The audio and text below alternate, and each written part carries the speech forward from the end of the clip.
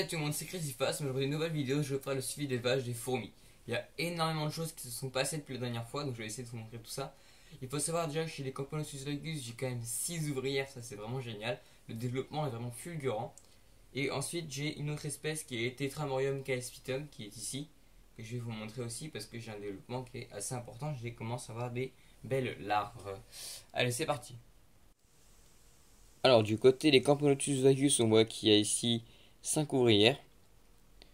Et un cocon qui va bientôt se transformer aussi, je pense, parce que vous voyez, on voit bien l'ouvrière à travers. C'est le cocon noir qui est sous la gine, là, je pense que vous voyez. On voit l'ouvrière qui est à l'intérieur, donc je devrais très très vite me retrouver avec 7 ouvrières. Et pourquoi est-ce que j'ai dit 6 ouvrières? Tout simplement parce qu'il y en a une aussi dans l'aire de chasse. Vous voyez, à côté du cadavre de criquet, là.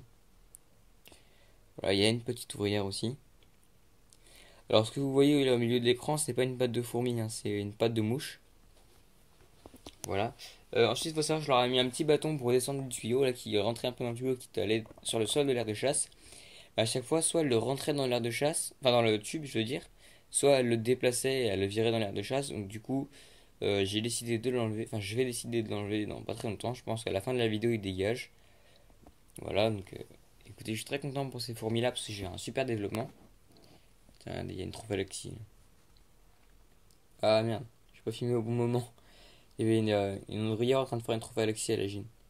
Alors, ce qui est très marrant avec ces fourmis-là, c'est que la phytogastrie est très très rapide.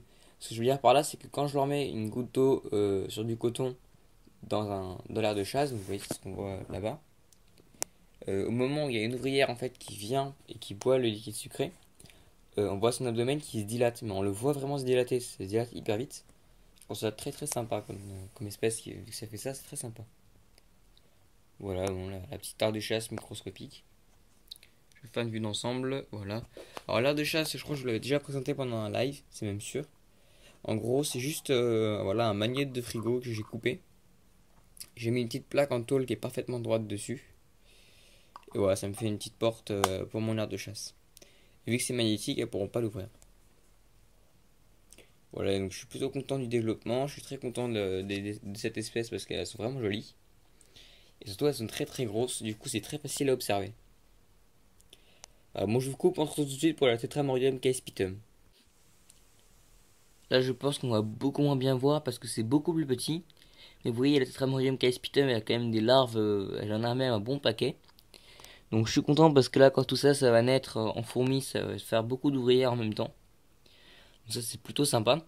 Cette espèce, j'aimerais bien vous montrer la colonie où je l'ai trouvée. Le problème, c'est que là, elles sont pas trop actives, donc on va rien voir. La gine, vous voyez, elle est quand même assez jolie, je trouve. J'adore la forme de l'abdomen. Et les ouvrières sont assez petites. Même la gine est petite d'ailleurs parce qu'elle fait environ 1 cm.